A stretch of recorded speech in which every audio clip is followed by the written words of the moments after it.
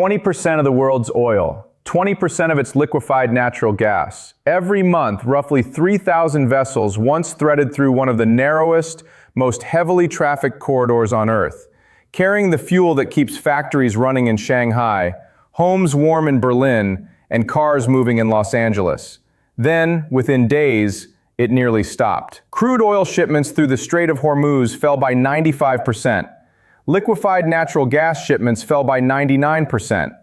Roughly 20,000 sailors aboard nearly 2,000 ships found themselves essentially stranded at anchor, going nowhere. Not because of a storm, not because of an accident, but because one country decided that if it could not control its own skies, it would control the world's most valuable stretch of water instead. This happened after Washington and Israel had already achieved what many considered unthinkable. Under Operation Epic Fury, American and Israeli warplanes struck Iranian military facilities, nuclear infrastructure, and senior leadership. Iran's supreme leader Ali Khamenei was killed in the opening days of the campaign. By any conventional measure, this was a decisive military victory. And yet, in the weeks that followed, it was Iran, wounded, leaderless, and outgunned in the air, that dictated the terms of the world's energy markets. How does a regime that just lost an air war end up holding the global economy hostage through a single stretch of water? The answer has almost nothing to do with missiles, and almost everything to do with geography, timing, and a strategic logic that Washington did not fully anticipate. To understand it, we have to return to the moment the first bombs fell, and the decision Tehran made in response. The sequence began on February 28, 2026. In the early hours of that day, American and Israeli aircraft launched coordinated strikes against Iran under Operation Epic Fury. The stated objectives were unambiguous: cripple Iran's nuclear program, degrade its ballistic missile arsenal, and, though rarely said outright in official statements, push toward regime change. Within the opening wave of strikes, Iran's supreme leader Ali Khamenei was killed. Tehran moved quickly to project continuity, appointing his son as successor, a decision meant to signal that the state itself had not collapsed, even if its most powerful figure had. Iran's retaliation followed almost immediately, but it did not take the form many analysts expected. Rather than attempting to match American and Israeli air power directly, a contest it could not win, Iran struck outward across multiple fronts at once. Missiles and drones targeted Israeli territory. American bases across the Gulf came under fire. Strikes extended into neighboring Arab states, widening a conflict that had begun as a bilateral confrontation into a regional crisis. But the most consequential decision was quieter than any missile launch. Since February 28th, shipping traffic through the Strait of Hormuz has been largely blocked by Iran. The Islamic Revolutionary Guard Corps Navy, the force responsible for Gulf operations, issued warnings forbidding passage, then began boarding and attacking merchant vessels and laying sea mines along the waterway. By late March, the IRGC had formalized this campaign, declaring the strait closed to any vessel traveling to or from the ports of the United States, Israel, and their allies. This was not open naval warfare. It was something more calculated: selective denial, enforced through mines, boardings, and the constant threat of attack, rather than direct confrontation with American naval power. The result was immediate and severe. Roughly 20,000 mariners and nearly 2,000 ships found themselves stranded across the Persian Gulf, caught between a closed passage and nowhere else to go. Other actors were quickly drawn into the situation. CENTCOM began monitoring and responding to attacks on shipping. Oman, sitting just across the strait's narrowest point, emerged as a critical intermediary. Gulf states like Bahrain, Qatar, and the UAE found themselves exposed to strikes, despite having no direct role in the original conflict. Iran was not simply closing a strait, it was rewriting who was permitted to use it. To understand why Hormuz became Tehran's chosen instrument, we need to look back decades, to a pattern of confrontation that made this moment almost inevitable. To understand why Iran reached for Hormuz in 2026, you have to understand that it had been reaching for this same lever, in smaller ways, for nearly 4 decades. The strait has never simply been a shipping channel to Tehran. It has been a bargaining chip, held in reserve, unsheathed only partially, again and again, whenever Iran needed to remind the world of its geographic power. The first major demonstration came in 1988, during the closing months of the Iran-Iraq War, when American naval forces clashed directly with Iranian vessels in Operation Praying Mantis. It remains the largest surface naval engagement the United States Navy has fought since the Second World War, and it established an early precedent. Any serious military confrontation involving Iran would likely be fought, at least in part, in or around the Strait of Hormuz. That precedent held.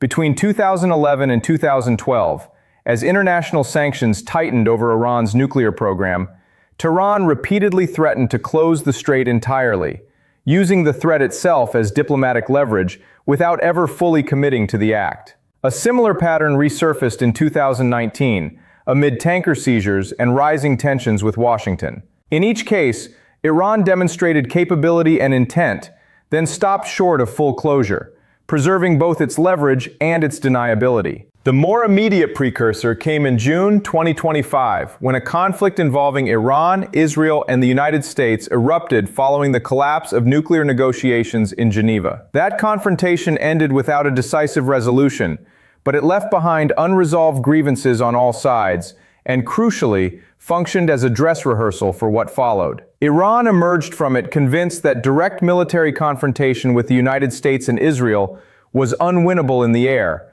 but that its geography still offered something neither adversary could easily neutralize. That geography is not incidental. Iran holds the longest coastline of any of the 8 nations bordering the Persian Gulf, and its exclusive economic zone is nearly twice the size of the next largest countries. This gives Tehran an outsized structural ability to threaten, monitor, and interdict the flow of energy resources through waters that the rest of the world depends on but does not control. Operationally, this advantage rests on a dual military structure. Iran's regular navy, the Artesh, handles broader maritime operations, while the more ideologically driven Islamic Revolutionary Guard Corps Navy has, since a 2007 reorganization, held primary responsibility for the Persian Gulf itself, sharing authority over the strait with the Artesh. This is the force built, trained, and positioned specifically for exactly the kind of asymmetric denial campaign that followed the 2026 strikes. For nearly 40 years, Hormuz had been a threat Iran gestured toward, but never fully executed. This is where everything changes, because for the first time, Iran didn't just threaten the strait, it acted. With that history in view, we can now examine what this closure was truly designed to accomplish. Here is the contradiction at the heart of this story. Iran lost the air war. Its nuclear infrastructure was degraded, its missile stockpiles depleted, and its supreme leader killed within days of the first strikes. By every conventional metric of military success, this was a defeat. And yet, in the months that followed, Iran did not behave like a defeated power. It behaved like a state that had discovered something more durable than air superiority: control over geography that no amount of bombing could take away. This is the strategic reality that the public narrative missed. Fighter jets can be shot down, missile sites can be destroyed, leadership can be eliminated. But a narrow strait, bordered by Iranian territorial waters, cannot be bombed out of existence. Sea denial, it turns out, is nearly immune to air power. You cannot drop a precision munition on the concept of, "this water belongs to us." Iran understood this instinctively, and it built its entire post-strike strategy around it. The economics of the closure revealed just how deliberate this calculation was. Sealing off the strait to hostile shipping was, by any measure, costly to Iran itself. Yet in the same window, between February 15th and 20th, Iran nearly tripled its own oil exports, extracting maximum value from the very market chaos it was creating. This was not a state stumbling into economic self-harm. It was a state managing a controlled disruption, absorbing pain in some areas while extracting gains in others. The ripple effects reached far beyond the Gulf. As Hormuz traffic collapsed, European energy markets scrambled for alternatives, and much of that scramble ended in Russia's favor. Between January and April 2026, the European Union imported 91 cargoes from the Yamal liquefied natural gas project, accounting for roughly 98% of that facility's exports during the period. A crisis engineered in the Persian Gulf had, almost as a side effect, pushed Europe back into deeper energy dependence dependence on Moscow, undermining years of Western effort to reduce exactly that vulnerability. Diplomatically, Iran found itself with quiet but effective cover. On April 7th, China and Russia vetoed a Bahraini-drafted United Nations resolution calling for an end to Iranian attacks on shipping. China, notably, did not defend Iran's actions outright. Instead, it called for freedom of navigation as what it described as a shared responsibility of the international community, a carefully worded position that allowed Beijing to appear neutral and principled while doing nothing whatsoever to constrain Tehran's behavior. This is a familiar pattern in modern great power politics. Language calibrated to avoid direct endorsement while still blocking meaningful consequences. But the most revealing shift came after the fighting formally slowed. Once a ceasefire and memorandum of understanding were in place, Iran did not simply reopen the strait and step back. It pivoted from wartime denial to peacetime monetization. Tehran proposed expanded control over wider sections of the strait, floated the creation of a new management body to oversee transit, and began discussing a tiered system in which vessels from certain countries could pass, sometimes for a fee. It opened talks with Oman specifically around the question of tolls. Washington's position has remained firm. The strait must stay toll-free, full stop. But that insistence runs directly into Iran's evolving claim, and this is where the real unresolved fault line of the entire conflict lies.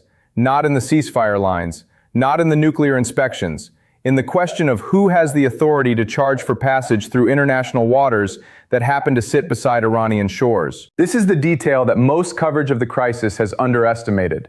The missiles stopped, the air campaign ended, but the fight over Hormuz did not conclude. It simply changed shape. What began as a wartime blockade has quietly evolved into a peacetime negotiation over sovereignty, revenue, and precedent.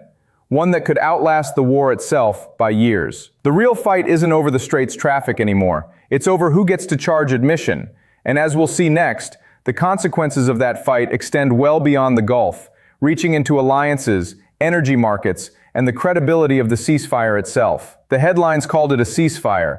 The shipping data tells a very different story. Consider the insurance market first, because insurers rarely lie about risk. War risk premiums for vessels operating in the region rose to 4 to 5 times their pre-conflict levels, a figure that reflects not fear of a single incident, but a structural reassessment of how dangerous this waterway has become for the foreseeable future. Underwriters do not price in optimism. They price in probability, and the probability they saw was sobering. That risk did not stay confined to Hormuz. Fearing renewed attacks from Iran-aligned Houthi forces, ocean carriers began diverting away from the Red Sea and Suez Canal route entirely, choosing instead the far longer voyage around the southern tip of Africa. This matters enormously because it means the crisis did not simply disrupt one choke point. It compounded 2 of them simultaneously, adding weeks of transit time and substantial costs to global trade routes that already had little slack to spare. Even the region's own governments have stopped pretending this will resolve quickly. The United Arab Emirates has offered its own sober assessment. Full shipping flows through Hormuz are unlikely to resume before 2027, even if a diplomatic agreement is reached soon. That timeline alone is a quiet admission that the war accomplished nothing durable in the one area that mattered most to the global economy. Meanwhile, Omani officials have said plainly that there is no way of returning to the pre-war status quo, a statement that has alarmed Washington and its Gulf allies, who increasingly worry that Muscat may end up cooperating with Tehran on fee collection rather than resisting it. This would not be a temporary inconvenience. It would be a structural realignment of who actually controls access to the strait. The political costs have reached Washington directly. The United States Senate passed a war powers resolution rebuking President Trump over the handling of the Iran conflict, the first such resolution to succeed during his presidency. Whatever one's view of the war's military execution, this vote signals something significant, a bipartisan recognition that the conflict's outcomes have not matched its costs, and that Congress is unwilling to simply defer to the executive branch on a war whose consequences keep expanding. Taken together, a clearer picture of winners and losers begins to emerge,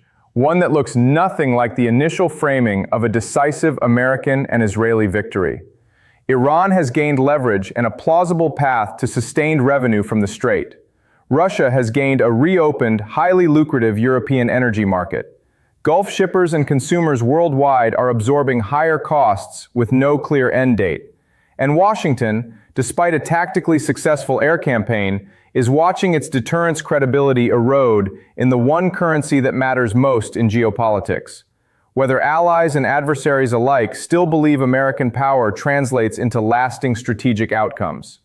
With the crisis this unresolved, and with insurance markets, shipping routes, and even the U.S. Senate signaling that nothing here is truly settled, the only honest question left is where this goes from here. There is a specific date on the calendar that could reignite this crisis, and almost no one outside the shipping industry is watching it. 4 plausible trajectories emerge from the evidence available, and none of them lead to a clean, decisive resolution. The first, and arguably most likely, is a de facto Iranian customs regime that persists simply because neither side wants to reignite full-scale war. This pattern is already visible. When the Panama flag tanker MT Kiku was struck by a one-way Iranian drone near the strait, CENTCOM responded with a larger strike than its previous retaliation, hitting 10 Iranian military targets, including air defenses, drone storage, and mine-laying capabilities. And yet, despite the severity of that exchange, both sides quietly agreed to halt further attacks shortly afterward. This is the pattern to watch: real violence followed by rapid, unspoken de-escalation. It suggests a mutual recognition that neither Washington nor Tehran wants this to spiral back into full conflict, even as neither is willing to fully concede the underlying dispute over control of the strait. A second, more optimistic scenario involves genuine international mediation. France has proposed establishing an international mission specifically to restore freedom of movement through the strait, but that proposal has not yet been scheduled for a vote, and the slow pace of diplomatic movement so far suggests this path, while possible, is unlikely to produce results quickly. Multilateral solutions require consensus among powers with sharply divergent interests, and nothing in the record so far indicates that consensus is close. The third scenario is the most volatile, and it centers on a specific, concrete deadline. An Iranian negotiator has indicated that Tehran intends to resume collecting fees from vessels transiting the strait once a 60-day suspension expires. This directly contradicts the Trump administration's consistent position that neither Iran nor Oman should be permitted to impose tolls on international waters. When that suspension lapses, the two positions will collide directly, with no obvious diplomatic buffer in place. This is the flashpoint. Not a new military strike, not a diplomatic summit, but an expiring grace period that almost guarantees renewed confrontation the moment it ends, unless one side quietly backs down first. The fourth trajectory is the quietest, and in some ways the most telling. Shipping data itself is already pointing toward a kind of gradual, informal normalization. Daily crossings have rebounded from lows of just 24 to around 40, split between a United States Navy coordinated southern route through Omani waters and Iran's own northern route. Rather than a single unified reopening, what appears to be emerging is a dual corridor arrangement, 2 parallel systems of passage, each controlled and legitimized by a different power, operating side by side without ever being formally negotiated. This may end up being the crisis's real resting state, not a resolution at all, but a permanent bifurcation of the strait itself. Taken together, these 4 paths do not point toward closure. They point toward a prolonged, managed instability, punctuated by moments of real danger, particularly around that approaching toll deadline. And that returns us to the very question this documentary opened with, the one that no ceasefire, memorandum, or shipping report has yet answered. Return for a moment to where this story began. The United States and Israel achieved a real battlefield objective. Iran's supreme leader was killed. Its nuclear infrastructure was degraded. Its missile stockpiles were depleted. By the traditional measures of military success, this was a decisive campaign. But Iran achieved something else, something less visible in the immediate aftermath, and arguably far more durable. It secured normalized, partial control over a choke point that the global economy has no real way to route around. Not through victory in the air, but through geography, patience, and a willingness to absorb short-term cost for long-term leverage. What began as a wartime tactic, closing the strait in retaliation, has quietly transformed into something closer to a permanent renegotiation of maritime sovereignty itself. Fees, where there were once none. Designated corridors where there was once open passage. Exemptions for friendly nations where there was once a universal assumption of free transit. None of this existed as accepted practice before February 2026. All of it now sits on the table as a plausible, ongoing arrangement. This is the deeper lesson sitting beneath the ceasefire lines and diplomatic statements. If Iran succeeds in converting a battered, post-war military position into a lasting toll on global trade, it will not go unnoticed. Other states with control over critical choke points, straits, canals, and shipping lanes around the world will be watching closely. The question this leaves us with is not whether the guns stay silent in the Persian Gulf. It is whether the rest of the world is prepared for what comes next, if controlling a stretch of water turns out to matter more than winning the war fought over it.